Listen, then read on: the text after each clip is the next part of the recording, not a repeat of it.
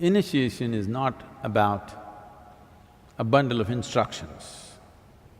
In fact, in an initiation process, instructions are a kind of disturbance. It's a nuisance. I'm saying it's a nuisance because we're still giving instructions because most people… because today they've all become educated, everything has to be told, you know, or it must be printed. These days, if you tell them also it's not enough. They wanted a printed sheet, the instructions of the initiation. Because they're all educated,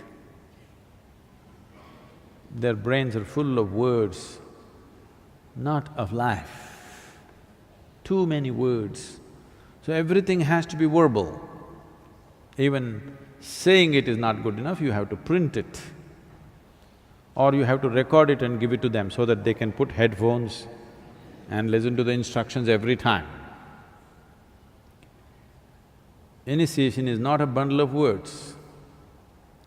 If we have to use an analogy, if you know something about electricity, in electrical motors and stuff, there is something called as induction. The power is there, the motor is there, everything is there, but without an induction switch, it will not go. All the ingredients are there, but still it will not happen because there's no induction of energy. So initiation is like an induction. You have all the ingredients to be meditative, but it doesn't happen. Why does it not happen? Because this is the way the creation itself happened. If you go by the traditional explanation, one way, if you go by the modern scientific way, it's the same thing said in a different language. Modern science is talking about how everything was empty space.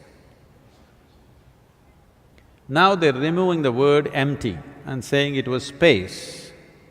There is no physicality there, but there seems to be something else there.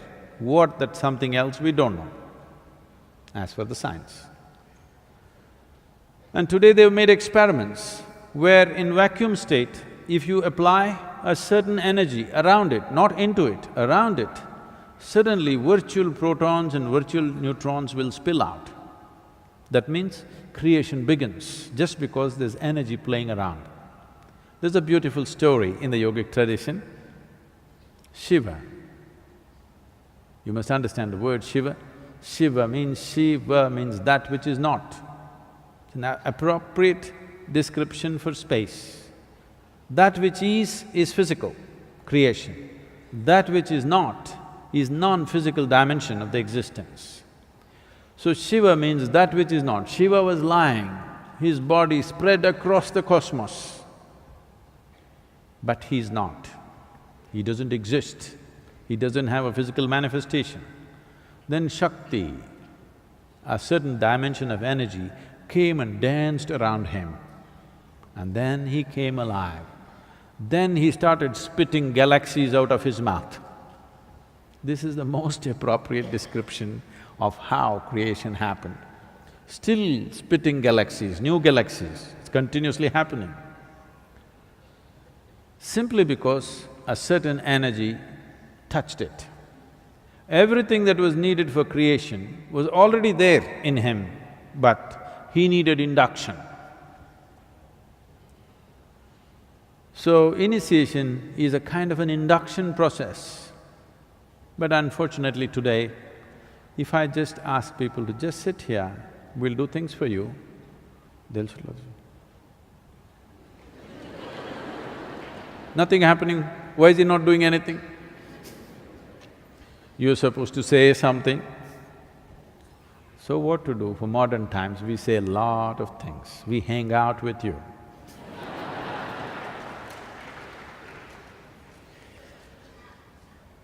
Today, if you go and sit in the Dhyanalinga temple, without instruction, you can become meditative.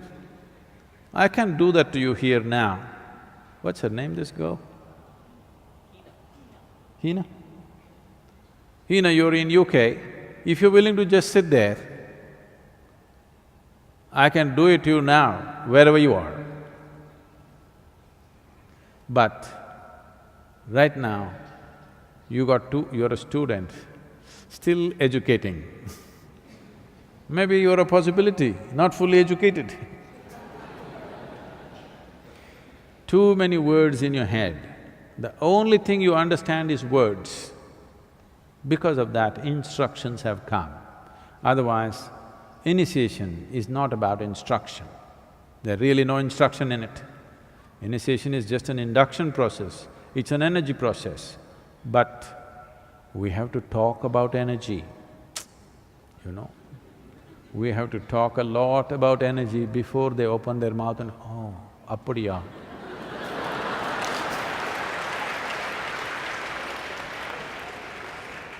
Tough times for gurus. Too much talking. If you don't talk, nobody will be here.